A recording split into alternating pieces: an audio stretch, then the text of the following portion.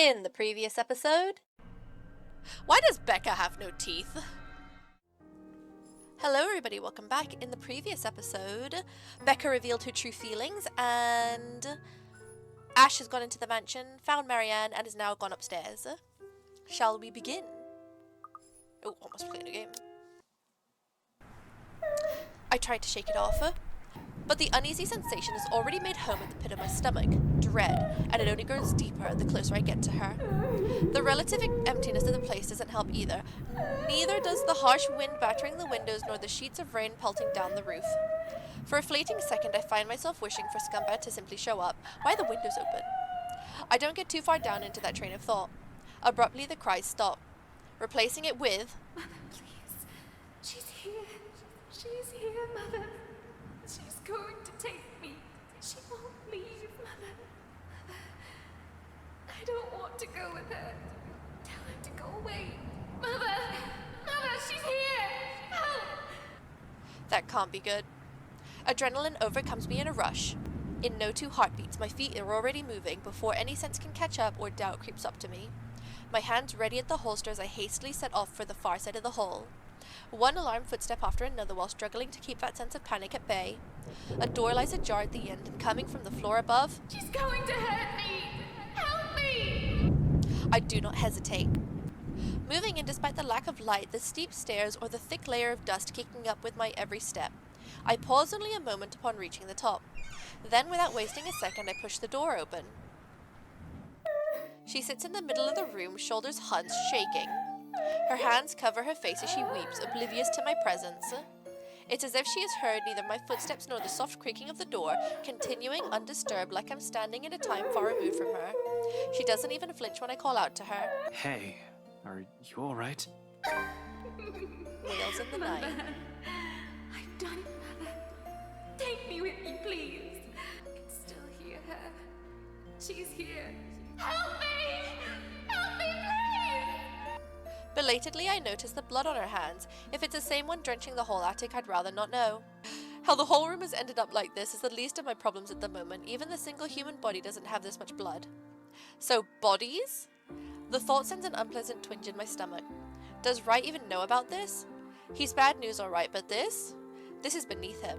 He'll definitely balk at first sight of this. Anyone will. Yet the woman lingers here, unmoved by the sight, letting her sobs fill the room. Repeating the words over and over again like a prayer of salvation. To whom? The mess of parchment she has left on the floor? Just what the hell is happening? Hey, lady, are you? The rest of that question never makes it out. I don't even see it coming. Should have been more aware and on guard, really. But there's little I can do with a well-placed blow to the back of my knees makes me stumble.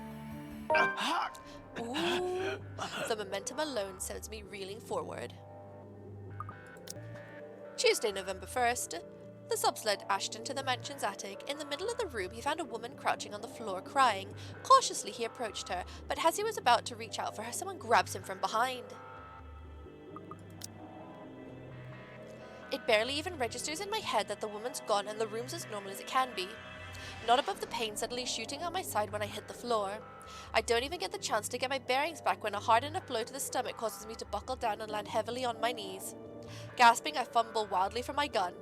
Although before I am able to turn, level it and shoot, a hand grabs my wrist and twists it. Hard. Is it? A gasp. A grunt. A cry of pain slips past my mouth. The gun falls to the floor with a thunk. As soon as it lands, a foot kicks out my reach and it slides uselessly under the bed. Agony suddenly explodes in my chin, jerking loose a sharp cry of pain and stars fill the edges of my vision. A brief moment of regret hits me for leaving my taser with McCulloch when a piece of cloth closes around my neck. Without a warning, my attacker pulls tight. I'm left gasping, choking and clawing for air, blindly reaching behind me as I still try to fight him off and loosen the pressure on my neck. Except any sort of movement only causes him to pull it taut. My, so many rats scurrying about in this mansion lately. Wright's butler. Shit. Tell me, what did you do with the madam? I have no idea what he's talking about. Did something happen to Hannah Wright? Let go, you asshole. Now, Dummkopf, you're in no position to be rude. Last time I checked, I'm not the one breaking into other people's homes. Now answer my question. What did you do with the madam? The pain rings and resonates through my already sore body. Still, I manage to write it out and spit in a mutinous, Fuck you. Keep that dirty mouth babbling and you're getting a knife in the kidney. Johans! Sorry, I forgot his name. I assure you, it will be more painful than this. I'm sorry for forgetting his name. He really doesn't need to threaten me by now. It's all too much to bear at this point. My lungs feel like they're burning with the lack of air. Dark spots begin to fill the edges of my vision. Ever so slowly, the world around me dims. My consciousness rapidly slips away from me, and without meaning to... Get away from him! Whoa, Isabella?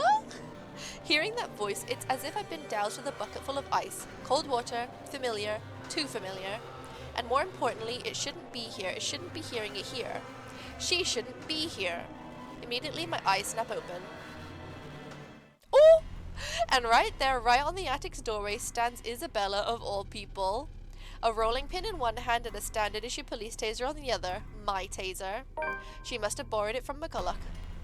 Where else could she have gotten one? I doubt she's ever used one, even. Hell, the way she holds it right now, this guy can easily disarm her in one hit.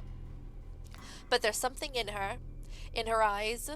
Although there's a look of fear in them and her handshake, she keeps the weapon trained and pointed at Scumbag's lackey. Untrained or not, she does not plan to leave here without putting up a fight, it seems. Admirable, really, but it's not just something we need right now. I need her to be away from here. I need her safe. But the chances of that happening grow slim with every laughter that slips from him. Oh, this is just getting better and better. The Bratwurst won't be pleased with the number of bodies we have to dispose of today, you know. Tell me, how many of you are there? So I can prepare the proper number of bags. Damn it. What the fuck is going on? Why is she here in the first place? Did she follow after me? Who else came with her? Zach? Rebecca? Ooh, story updates. Are they all here? Panic surges within me. She knows how bad the situation is, but did she really have to run in here and expose herself like that? Does she even know how to use a taser? For fuck's sake, more than worrying for my life, it's her I'm concerned about. Getting strangled, dying by choking isn't part of the plan, but her following me here isn't either. This is why I prefer to do things alone. This is why I'd rather be the one to take the consequences. I don't even want to think about what this bastard might do to her after he's done with me. Though my voice comes out of nearly a croak, I tried to tell her as much. She has to leave. Stay far away from here and these people. Don't! Damn it, Isabella! Get out of here! Another bout of pain erupts in my side, cutting off my words. A cry of agony bursts from my mouth. I can taste blood in my tongue as I heave, attempting to get in as much air despite the towel still coiled around my neck. Ash? You're going to lose air quickly that way, Dummkopf. Better keep it shut. Get out! Out! Out! Val! Don't be stupid! I'm not leaving you here! He laughs, too cruel, too unforgiving. The way each note beats against my ear in spite of the warmth in them sends chills down my spine. This is a man whose hands have already been stained with blood before. He won't hesitate. I'd follow his advice if I were you, little girl. What could you possibly do with a toy? Just hand it over and be on your way. It'll probably be too difficult for a little girl like you to use. There's a moment of silence. Fuck, I can barely keep my eyes open. But in the next second, though, I still don't exactly understand what's happening. Isabella shouts. Not a cry of pain. Late bloomer, be saved by the person you least expect. Not a yell of panic, but one that's resolute, firm, perhaps in a tone that's leagues fiercer than any I've heard from her before. Try me! Ashton, duck! How? I do. More out of instinct and desire to survive, closing my eyes before my mind can fully process what's going on. It all happens in a blur. The telltale sound of the taser being discharged resounds through the room. The air crackles. Something whizzes by, almost too close to my ear, followed by a thud of something blunt connecting solidly with another object. The next thing I know, the towel strangling me has started to loosen. I collapse on the floor, dazed and gasping for air. From my peripheral, through the haze of blood rushing and sound slowly filtering back, the butler buckles. He spasms once. Tuesday, November 1st. Ashton attempted to fight back, but his attacker quickly disarmed him, looping a towel around his neck and strangling him.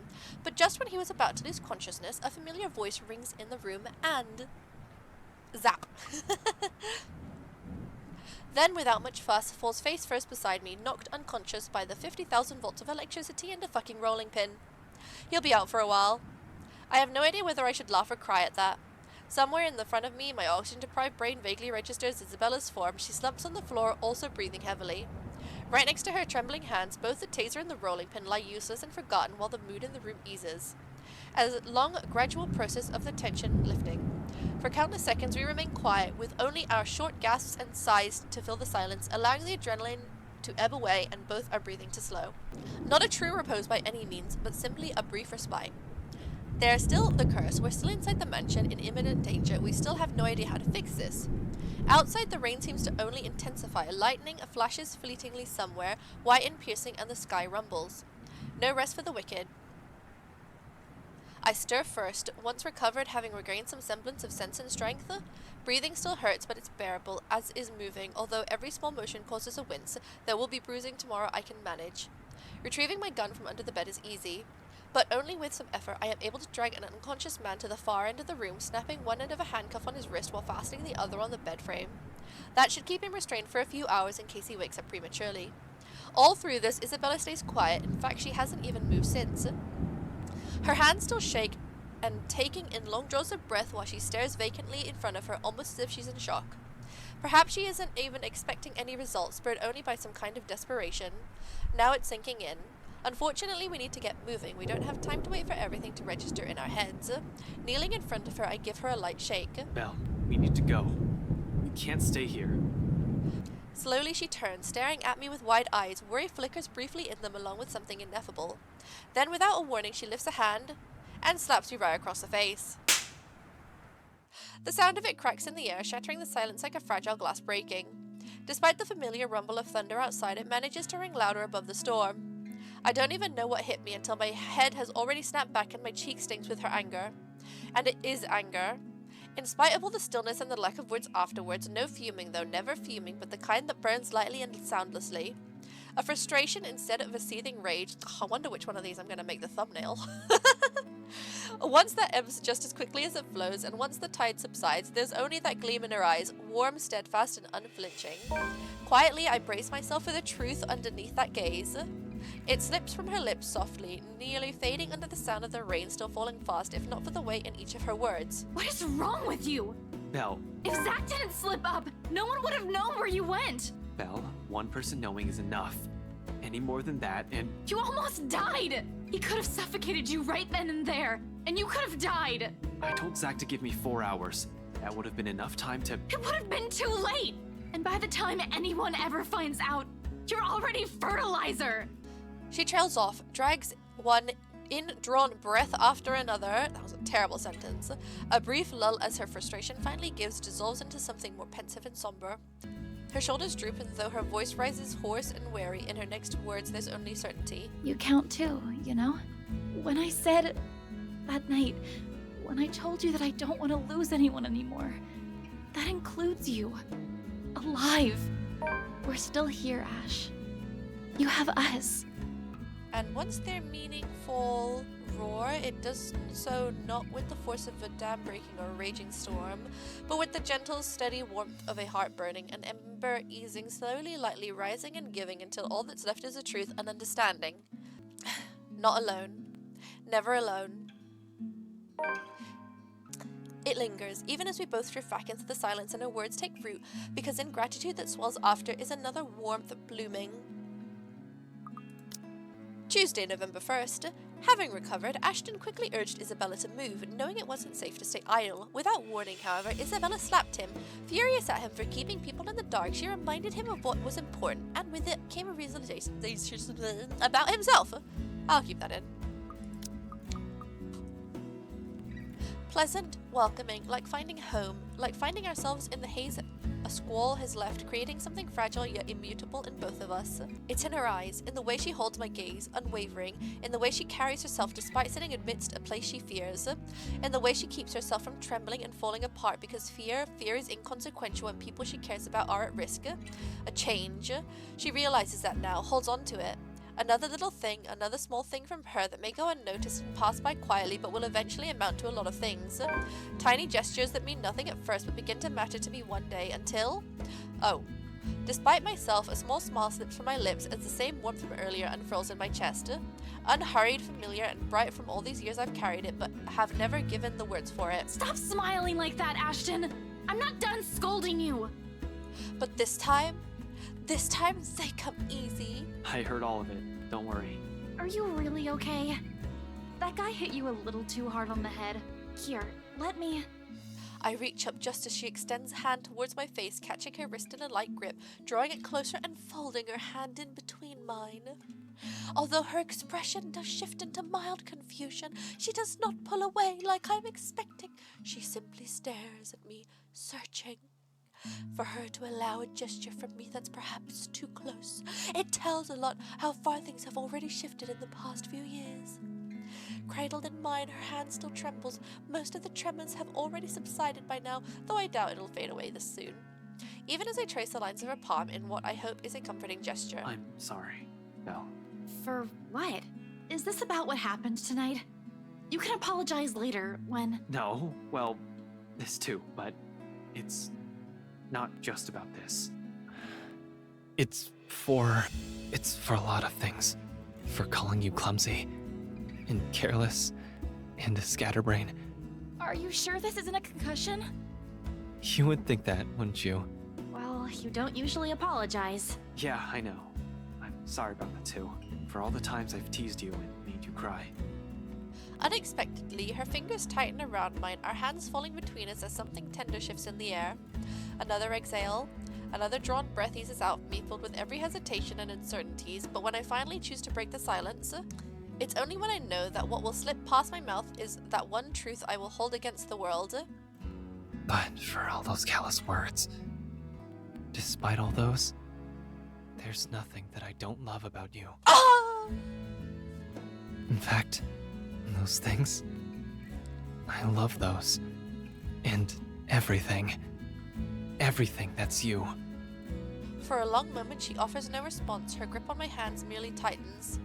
Although my heart's pounding hard against my ears, I take a chance and look up, slightly leaning away and giving her a cautious glance, more than ready to hear her rejection.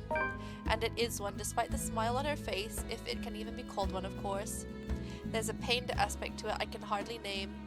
Regardless of what it means to her or what she intends to convey with it, the sight of it alone makes me regret ever mentioning anything. It's almost as if she's forcing herself to push out the next words out of her mouth for the sake of not hurting me. Not that I won't be able to take it, but if these feelings will only put heavier burden on her, I'd rather not have said anything at all. One sec. Our relationship is great.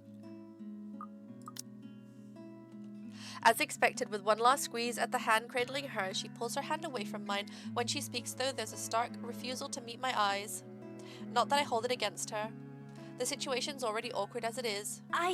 Ash... She pauses, biting her lower lip.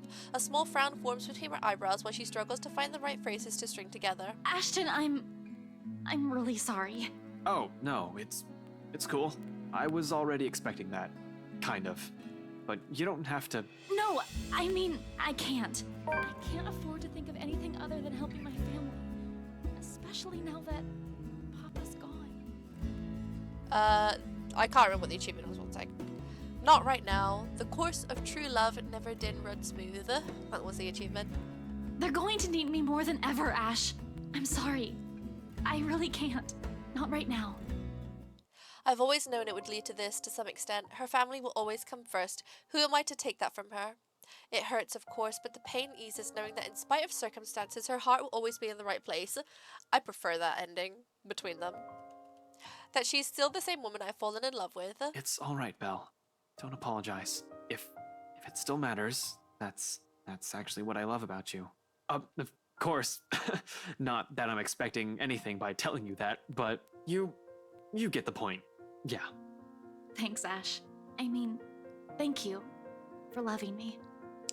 Even after everything. Her response is a smile and a soft laughter, perhaps the sweetest I've seen and heard from her. Just from it, I know nothing will change despite her answer and any lingering feelings that will come from this. And there will be. Lingering feelings, that is. With the way she barged into our lives 5 years ago, it'll probably be enough to leave a terrible impression on anyone, but that's also precisely it. It's people like her that you don't easily forget. It's them gradually worming their way into a person's life until the very thought of losing them becomes unbearable. As it is, I'm already content simply staying by her. No grand expectations or hopes attached, just the banter, the small smiles, and the quiet little moments that roar. I love her, but that also isn't all there is to us. I know I caused you all kinds of trouble these past few years. Hey, whoever told you I'm doing this for free? After we're done with this curse thing, you're gonna owe me a year's supply of ice cream. Yeah, we'll see. Another laughter, this time from both of us, then she hits my arm with a light punch. Familiar, warm, bright, and hopeful, much like everything about her. And it is the strength enough to keep me going as I lead us both out. Tuesday, November 1st.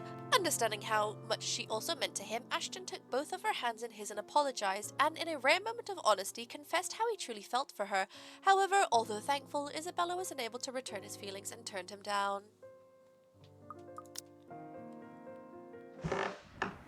Power still hasn't come back when we make our way downstairs, tricky considering the stairs to the attic are a bit old. One misstep and anyone might end up slipping and falling. You're lucky if that's all that'll happen to you. With the stairs this steep, a broken neck is a likely outcome. Thankfully, Isabella is here to guide me through the darkness. She knows this place better than anyone after all, in spite of all the misfortunes it has brought to us. Careful, the floorboards over there aren't very sturdy. Right on cue, the same board I'm stepping on creaks and suddenly breaks, the pieces falling somewhere with a dull thunk. Oh shit. Scumbag wouldn't be too happy about that. Ow, foot. See? I told you so. You never listened to me. They renovated the whole mansion. They can't even replace one tiny part of the house. Why don't you file a complaint to BRC then? I'm sure they'd be thrilled to hear it. You know it was such a rush job. Outside, the winds have intensified. Even from here, I can hear the gusts battering the window in the attic. It makes you wonder why up until now, the only person we've encountered from this house is the butler. Although to some degree that makes sense, he is in charge of running the place. Where are the other servants though? In this storm, wouldn't anyone want to stay inside? A likely assumption is that they're all asleep. The route I've taken doesn't really pass by the rooms are likely assigned as the servants' quarters, however, they have also heightened security. I brushed it off earlier, thinking they'll be posted a lot closer to where the master's rooms are, but the second floor is devoid of anyone as well. As if every inhabitant of this place has suddenly disappeared overnight. More importantly, where's that scumbag? I don't like this. I don't like this at all. The fact that we're here, right in this fucking middle of it, makes me feel all the more queasy. And that feeling only escalates once we reach the landing and Isabella swings the door open. She pauses abruptly right in the doorway that I almost run into her, a look of confusion in her as she wildly looks around the place, wordlessly taking in her surroundings. With each turn and shift of her eyes, her shoulders only grow tenser and the look of apprehension slowly dawns on her. Isabella, what are you... We aren't supposed to be here. Sure enough, when I look up, we're standing right in the kitchen, pots, pans and all. In one corner, Zach and Rebecca watch almost as surprised to see us. McCulloch's also with them, of course. She didn't listen to me even if I already exceeded the 15 minutes we've agreed on. Although the colour and strength seems to have already returned to her, enough for her to be able to stand unassisted.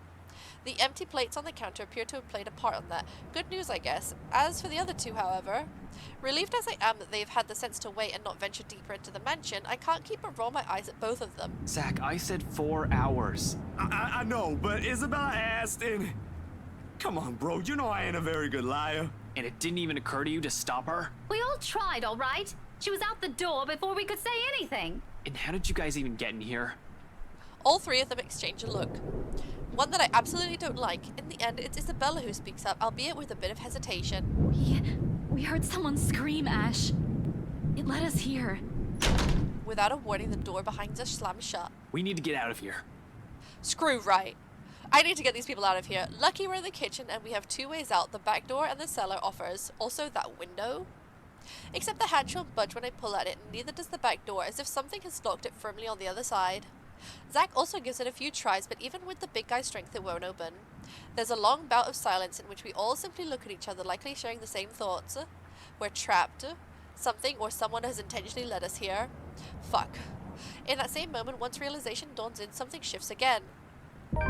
Blood. Ooh. Tuesday, November 1st. Together, Ashton and Isabella carefully made their way downstairs. However, instead of a hallway, the kitchen greeted them instead. Before they could understand what was happening, it slammed shut behind them and the whole mansion started to shift. In every nook and cranny, over every surface and in every inch of the floor, This time, unlike the first one I've seen, it remains, and gradually the whole room begins to reek of that familiar metallic scent, sharp, suffocating. Around us, every object, including the cupboards, have started to rattle as well. The sounds from outside, foreboding rumble of thunder, and even the howling winds have begun to fade away, replaced by whispers, shouts, and cries of pain. Though unaudible, each beat and note bombards every crevice in my head with vague images and sounds. There's no time to make any sense of everything, however. I'm already shouting, fueled purely by adrenaline, barking orders and making a break for the door that leads to the next room, the dining. It should take us straight to the foyer where the main door is. Move! Run! Right in front of us, the mansion has started to change and we're in the thick of it. However, instead of dining room, it's supposed to open to... Ooh, the bedroom welcomes us instead.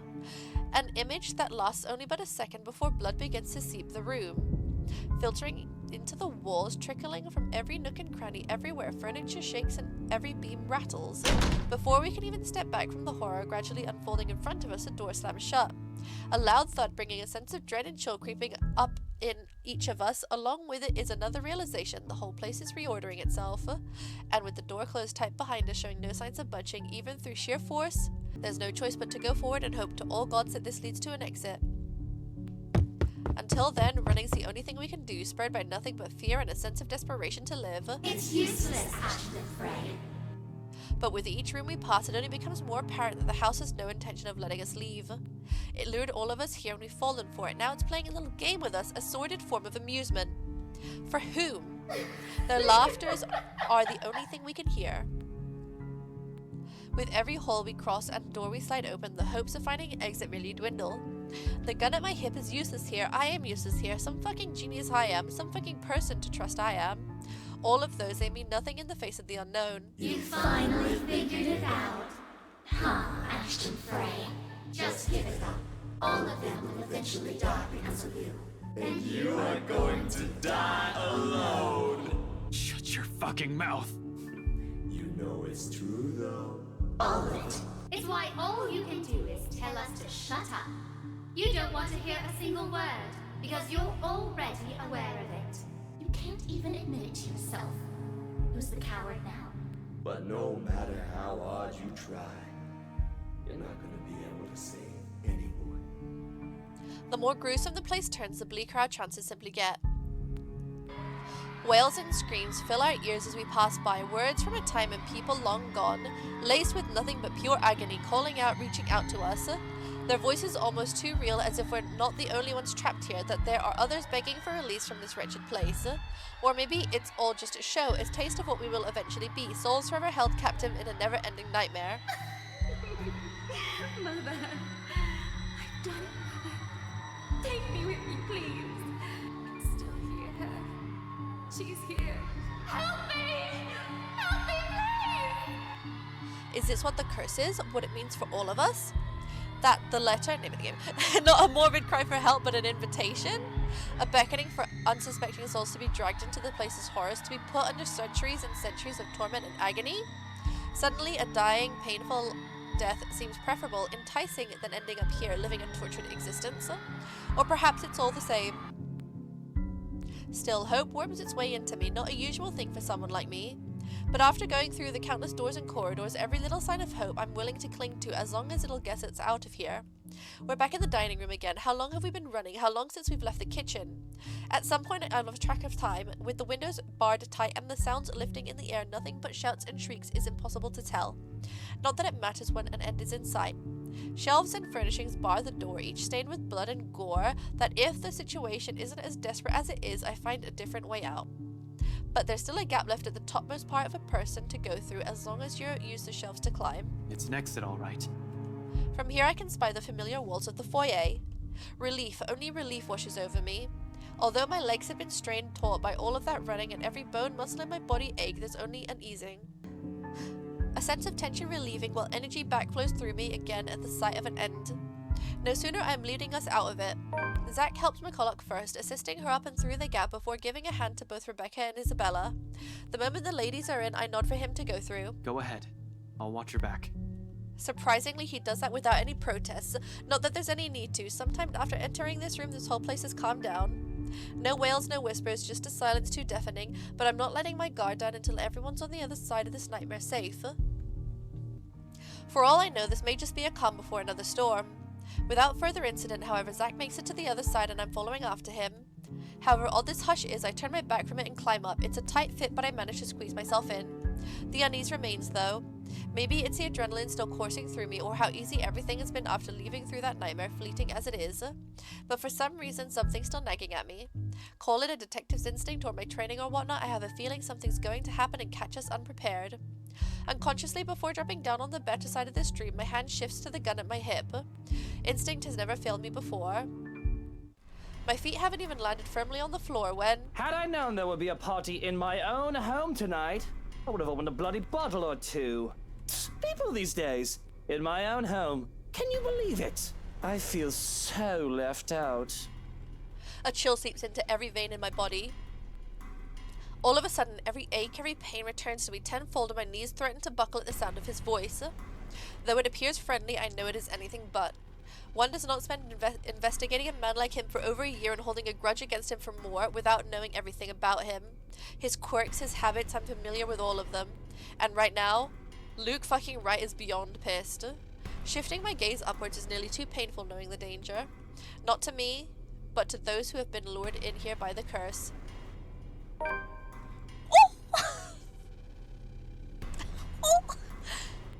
The handgun catches my eyes first, next to that smarmy smile on his face while he holds McCulloch, Zack, Rebecca, and Isabella at gunpoint. 1 second. Right, so everyone's relationship with Luke is either neutral or good, excluding Hannah's, whose relationship with Luke is absolutely terrible. It's sight enough to lodge a painful thorn up my throat. I've been too complacent, too focused on other things that I've completely set aside the fact that Scumbag would not be too pleased to see us here without knowing our reasons. But even with those good intentions, curses and ghostly apparitions aside, we're still trespassing in his home. The question is, if he's even aware that the whole of his household has somehow disappeared and he might be the only one here. Likely not. Fuck. Even with people he knows among the crowd, there's a significant effort in him not to simply shoot everyone in sight. And really, Daisy, even you, what would Kylie say? Luke, this isn't what you're thinking. You have to listen to us. There's something going on here. Well, obviously, why else would people be trespassing in my home? What about little Lily over there, then? What's your excuse? Checking back if your clients are doing okay? Is that it? Is this what this is? Oh, we're doing good, by the way. Sir, please. Oh, please, what? Becca's right, sir. We need to get out of this place. You need to leave. Tut, not a good enough excuse, darling. You people are the ones who need to get out of my sight. Don't worry, I might consider pressing lighter charges for the woman. Can't say the same for the rest of you. But really now, I swear the people of this city need to be taught the meaning of privacy. This is how you want to start the week. Why don't we just go with a bloody massacre if we want to surprise people in their homes, huh? It's Tuesday. Casually, he waves the handgun at them as if it's a mere toy and his words are no threat. The safety's off on his, nothing stopping him from pushing through with his words. Call me paranoid, but at the slight gesture, I draw my own and level it at him, finger on the trigger and ready to release a safety catch in case things go south.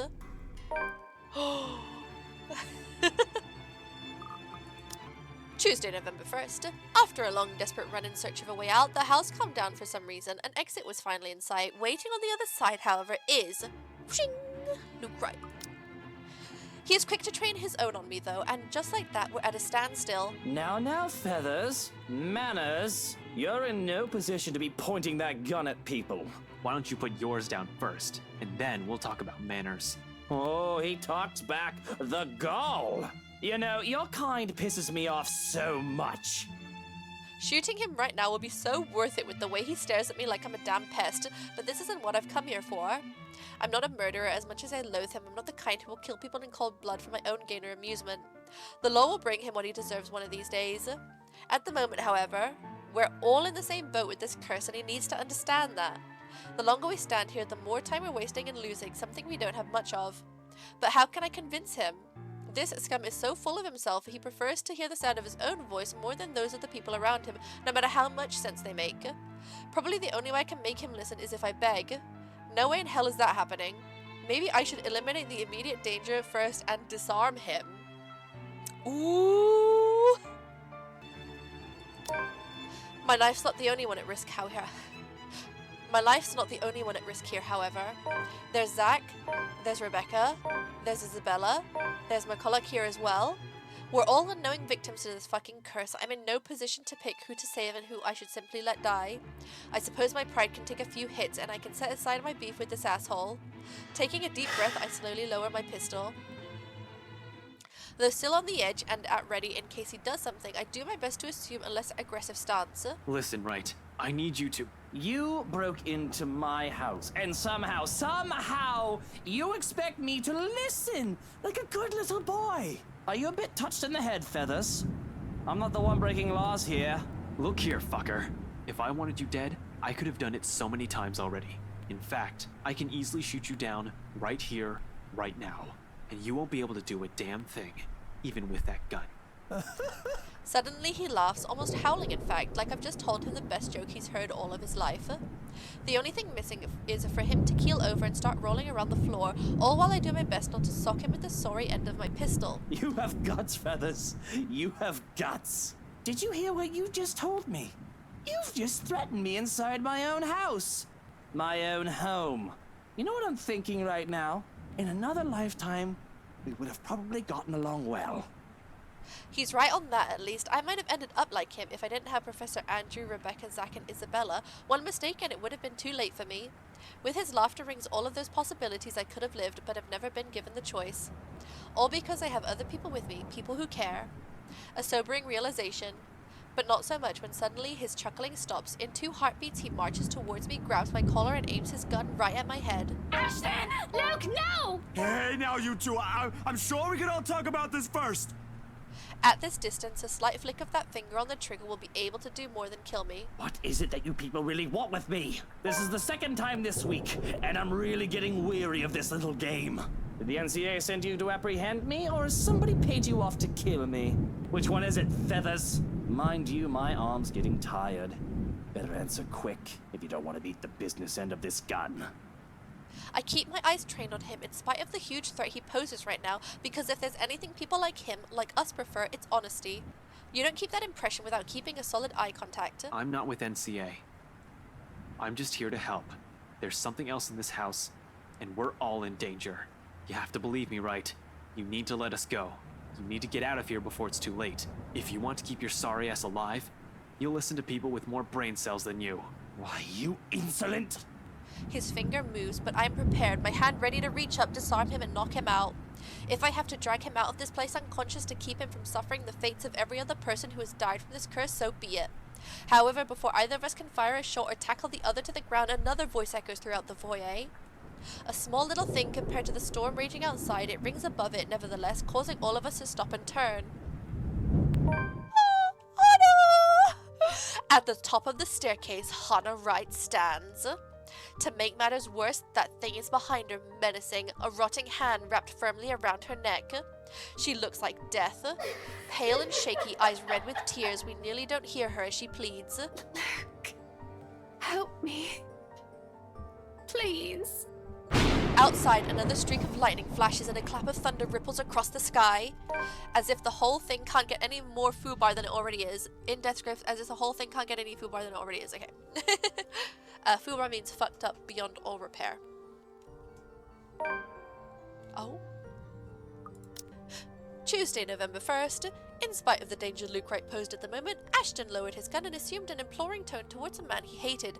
Amidst the tense air, a voice suddenly echoed in the foyer. There, at the top of the grand staircase, stood Hannah Wright.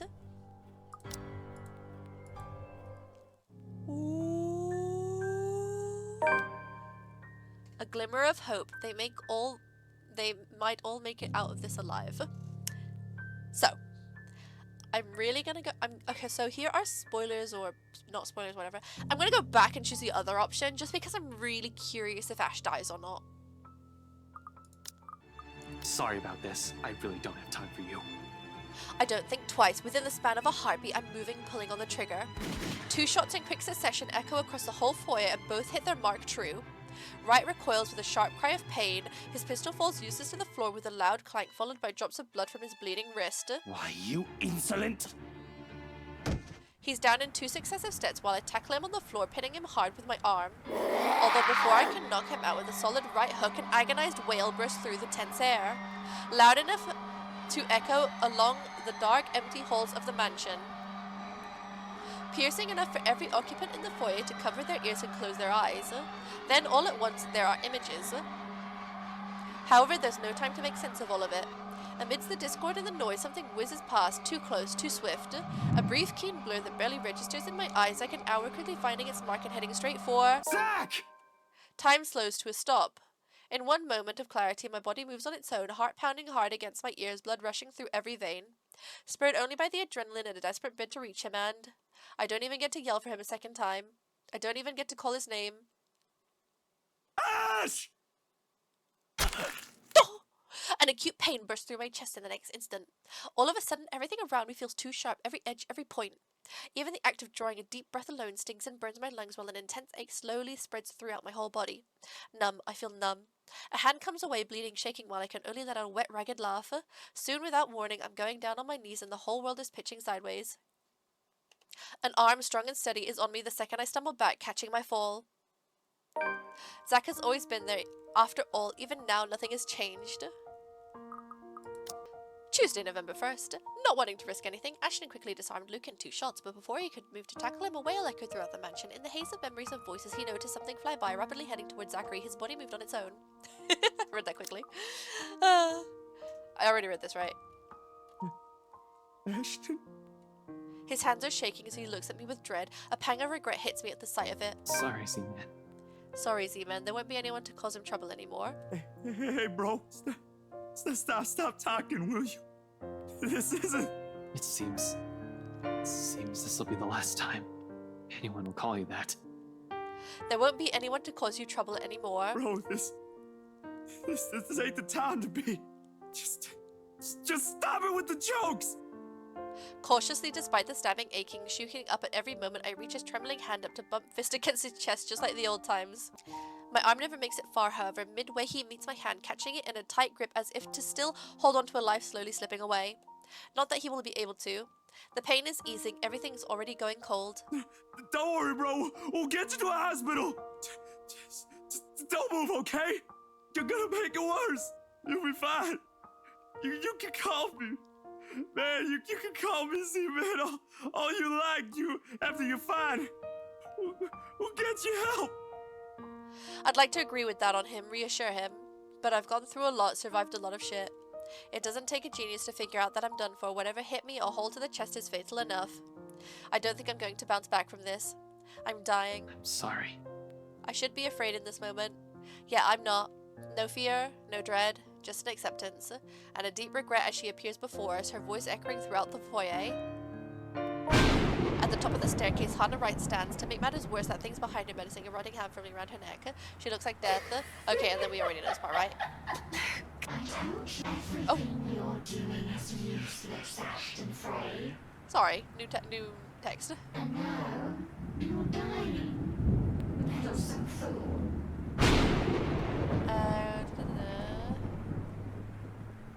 Lone Heart restored last time. It's got one thing wrong though. I didn't die alone. Oh, we're going with the other ending though. We'll read this though. Oh yeah, that's the Hannah Wright one. Never mind. Oh, you've unlocked a memory fragment. Interesting. Interesting. I only get memory fragments when people die. Should have killed more. Right. 1 second. That's where we're gonna leave the episode here, guys. Let me just quickly see how long Luke's is.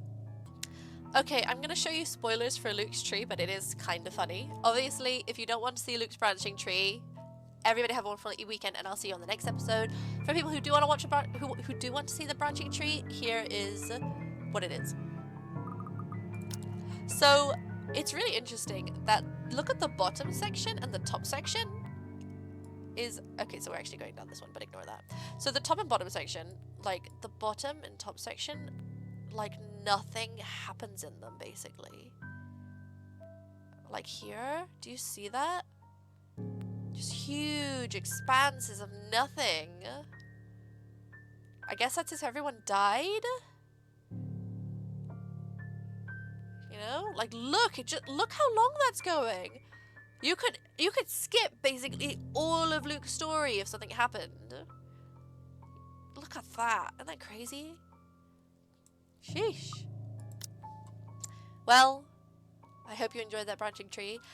Everybody have a wonderful evening, and I will see you all on the next episode. Kisses, bye!